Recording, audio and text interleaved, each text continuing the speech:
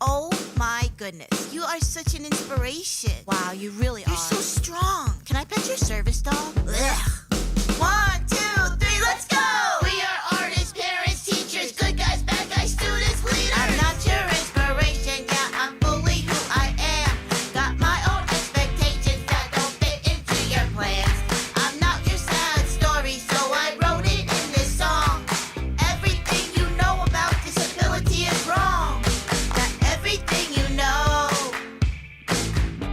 Yeah, everything you know about disability is wrong. Hey listeners, and welcome back to another episode of Everything You Know About Disability is Wrong. Today, it's just between us. If you haven't seen a Just Between Us episode, this is just where Erin and I chat about a topic because we're besties and it's nice to just chat through things with nuance. So today, Erin, we're talking language. Woo. We're working on a language guide for Easterseals right now. And it's really helpful if you're a brand that has to do with disability at all to have like a very specific guide for how to be respectful and like use proper language when it comes to talking about disability. Because a lot of larger brands don't necessarily have that language yet. So if you are a disability brand of any type, I recommend having like a how to collaborate respectfully with our community guide to share with any external groups you work with, because some groups try really hard, but we've I know Erin's seen some pretty egregious like writing done by people who were trying to write about disability, but clearly, led with a when speaking for the to the differently abled community, and we immediately were like, no. And the reason why differently abled is terrible is it's like a euphemism. Like just say disability. Just say disability. Yeah, I think that's the thing people don't understand. Like, it's so obvious when someone is speaking and they're like, oh, and that person, they're specially gifted. Like, there's like the pause and the like, oh, I don't want to say disability. And it's so obvious when someone has that reaction that they're like not comfortable with disability. I gave a talk the other day to a group of people who wanted to be more like disability inclusive. And I like made them on the count of 3 say the word disability. I was like, on the count of 3, we're going to say disability. Then I was like, okay, now on the count of 3, we're going to say disabled, because that's the second hurdle. Some people are willing to say disability, but they still feel like the word disabled is like bad. And I think a lot of that comes from the conversations that were kind of had about person first language. And versus identity first language. Erin, for any listeners who have no idea what that means, you want to give them some background? Sure. So, disabled people is identity first. That means you're putting disability first, very clearly defined. And just to say, disability is nothing to be ashamed of, and there's no reason to not say it. Whereas people with disabilities is people first.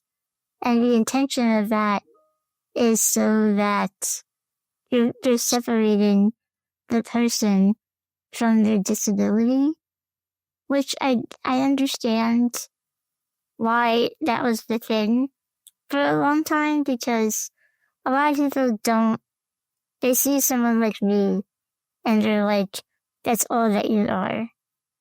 And I am a person, believe it or not. But also by doing that, by using person first, you're saying I should be separated from my disability. But my disability is nothing to be ashamed of. So why are you doing that? And that's the difference. Yeah. And one thing we say at Easterseals a lot is that, the most important thing is to empower people by using the language that they feel fits them. So if someone really prefers a certain type of identity language, you should follow suit and use the language that makes them feel comfortable. But it's certainly a case where different people have different opinions. Like, I feel very strongly, and I think it's a pretty common thought process in the autistic community, but obviously we are not a monolith. So there's lots of Mhm. different thoughts.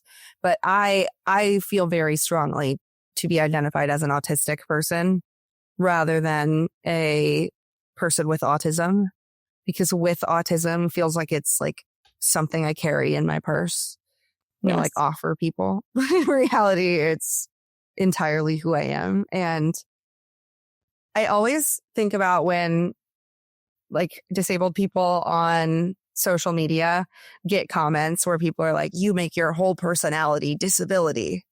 And it's like, well, you know, it's just the way my brain and body function. Yeah. Like, yeah, It's it just isn't, you. it's me. And so that's Right. kind of my thought. And I really prefer identity first because I do feel so strongly tied to my disabled identity. And also for me, joining the disabled community, like understanding disability and understanding my own identity as a disabled person was such like a pivotal moment in my self-acceptance and my like pursuit of joy that I Mhm. feel very strongly about that because I didn't have that language for so long. And once I had it, it was like, oh, I'm disabled. It's such like a answer to so many questions I've always had. But I was thinking, and the point you made, Erin, about like a lot of people see someone who has apparent disabilities and disability is all Mhm. that they see. So I've been thinking about how that could definitely be something in the community of like people who have non-apparent versus apparent disabilities might have different opinions because of the way that either disability is assumed as their entire identity or disability is assumed as none of their identity. Like a Yeah. lot of people look at me and assume that I'm not disabled. So it makes sense that I'm so like, no, I am disabled. It's who I am. It's my identity. But did you ever have a time in life where you were like, disability is separate from me, or have you always felt pretty grounded in it? There was a long time that I had no other disabled people in my life. So I didn't connect to disability at all as far as like identity. Obviously, I'm disabled and I have been my whole life. So it's been a part of my life. But for a long time, I did prefer person first because of the reason that I said earlier, like it was part of me, but not all of me. And I have changed my mind. I still don't care if someone uses person first for me, but I prefer identity first because I feel the most comfortable if somebody understands and accepts my disability rather than wanting it to be separate from my personhood. Because it kind of is a huge part of my life, and I can't deny that. And it feels silly to even try to, you know? It does inform every part of who I am. And that's fine. There's nothing wrong with that. And also, like, I've had people in my life who I interact with who use identity first, but still treat me like shit. So it's like having, regardless of whichever term they use, like it matters more to me how they treat me. I'm glad you say that because I was just thinking that the conversation of person first versus identity first feels kind of like charged because there is that like, see me as a person or see my full identity. But in reality, like, I kind of wish that language didn't have that much power because it's like, well, why do you need me to separate myself from my disability for you to see me as a person? Right. Like, disabled people are people. So Yeah, the word people is in there still. yeah, it is. So, I don't like the disabled because that's like no person in it. I agree. The disabled feels very like monolithic. Mm-hmm. And Historically, I think when you start any like declarative about a group of people with the blank, and blank being an identity, not great. Usually not great. No. But yeah, I think it's, when we're writing, especially for Easterseals, we tend to lead with identity first and then go back and forth. So if you're a writer or a marketer or someone working with disabled people, that's usually a good rule of thumb, is to kind of go back and forth, because it almost does what Erin and I were saying. It kind of like takes the power out. It's like these are the same thing. Like a person, whether you're saying person with a disability or a disabled person, like either way, we're talking about a disabled person who has a disability. Exactly. And yeah, it's like, I don't know why this is going to make me sound like so old. I don't understand, like, I've noticed in advocacy spaces that language is like the number one topic. And I think there's obviously a valid reason to discuss it. But like, can we move beyond that? This podcast is brought to you by Easterseals. Easterseals empowers people to live independent, full lives, and we've been doing it for over 100 years. We're in communities nationwide, providing support at every age and stage of life. Whether you need employment services, mental health support, or want to find a welcoming community, we've got you covered. Visit Easterseals.com to learn more. I completely agree. And I think that, this episode is about language. Like, we obviously, Erin and I are not saying that language doesn't matter. Erin's got a master's in English and writing. Like, we care about English, but there, I mean, we care about language but there is a layer to it. That's like, we're talking so much about rhetoric when like people's health benefits are being taken away, and disabled people still can't get married without losing their benefits. And, most public buildings still are inaccessible. Like, I'm really happy we're having these language conversations, and they matter so much, but they shouldn't derail progress, I think. Yes. Like, I've just seen in some spaces where someone will use identity first. Will use person first, and other people just like jump on them. And I think there has to be some grace, because most people, as we understand from research, most people don't understand disability at all. Even if they have disability in their life, whether they're disabled themselves or their family or friends. But like, I feel like sometimes I sound so negative today. Sometimes the disability community is very insular and doesn't give people grace. Mm-hmm. Where I think it's like some advocates will be very pushy, and I feel like that's not gonna get us anywhere. I'm very much into like educating and meeting people where they are. Yeah. And you know what? Like, we need all of it.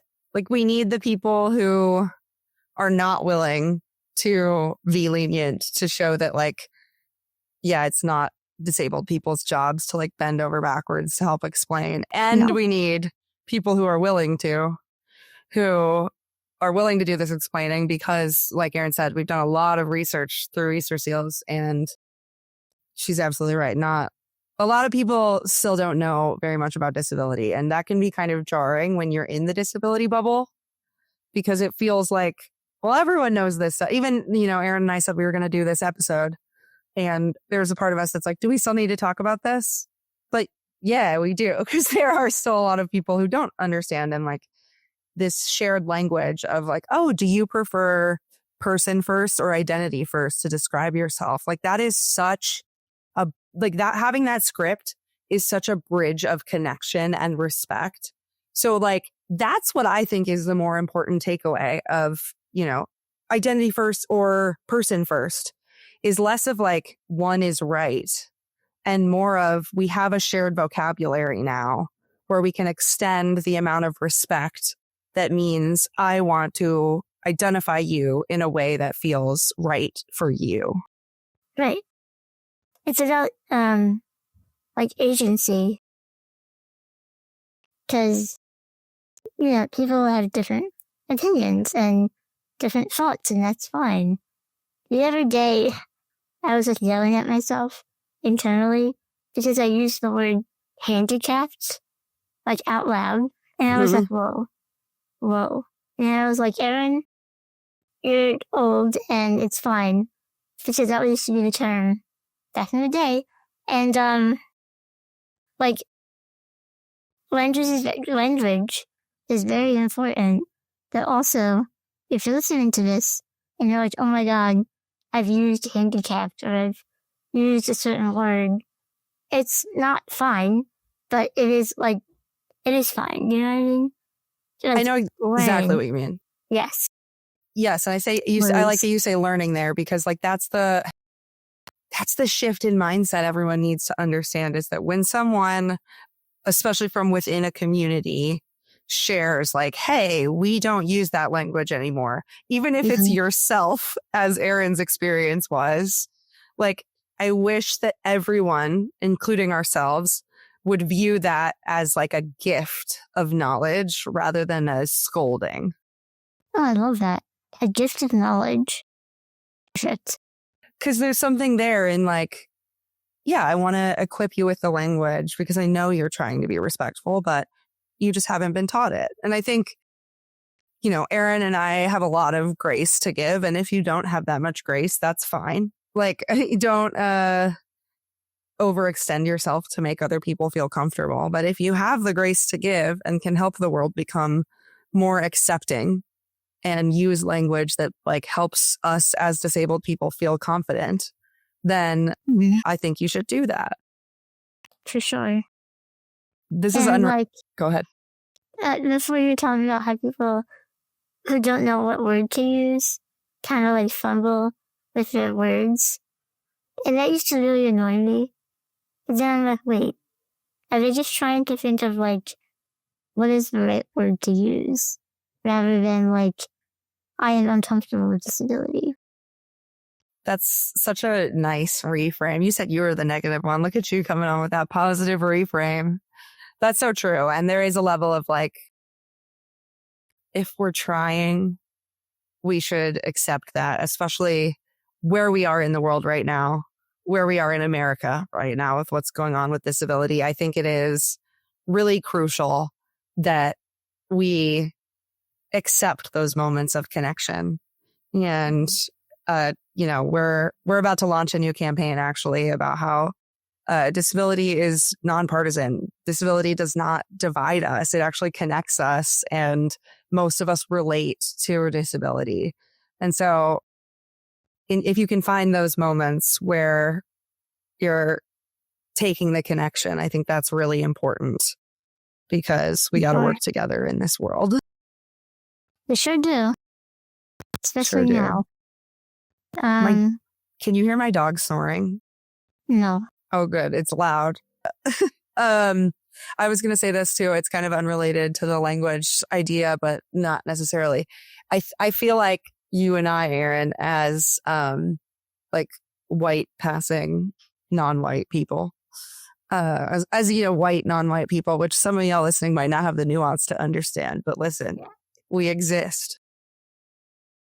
And like there is a level of like, I am so willing to use my privilege to explain things that certain people in my like racial community would not want, like I wouldn't want them to have to explain because they're already facing the oppression of it.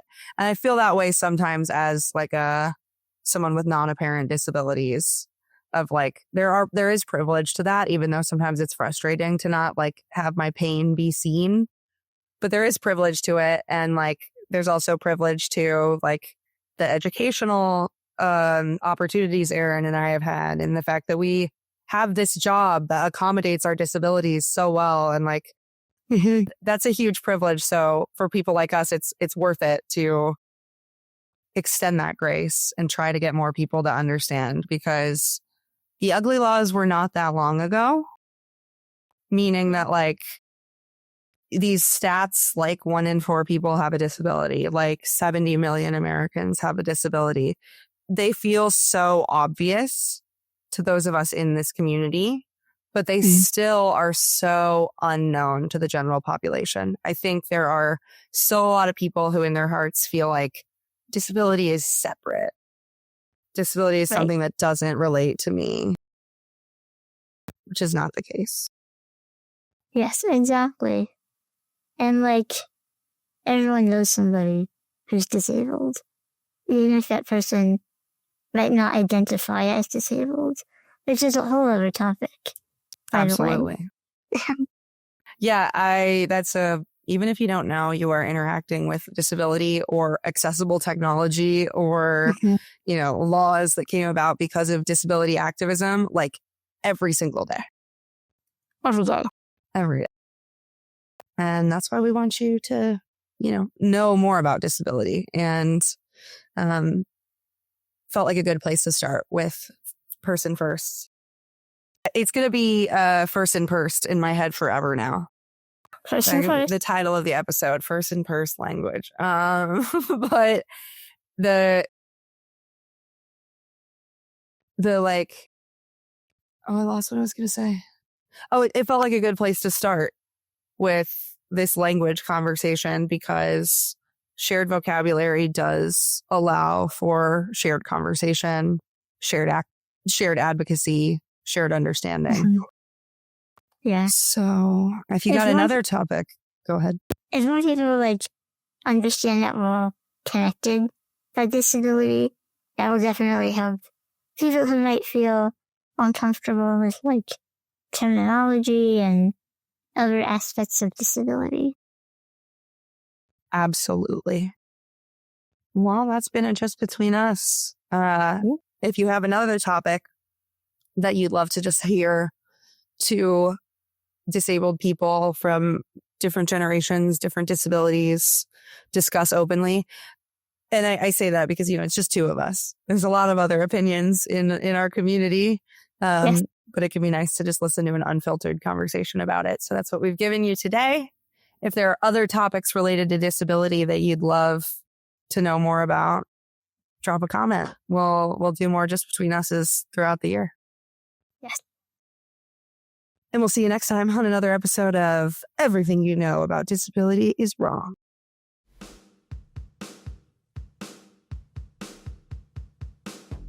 If you liked what you heard, go ahead and subscribe and leave us a review wherever you get your podcasts. Thank you to our listeners, and as always, thank you to Easterseals for giving us the space and resources to share such authentic conversations from within the disability community to our listeners. And we'll see you next time for another episode of Everything You Know About Disability is Wrong.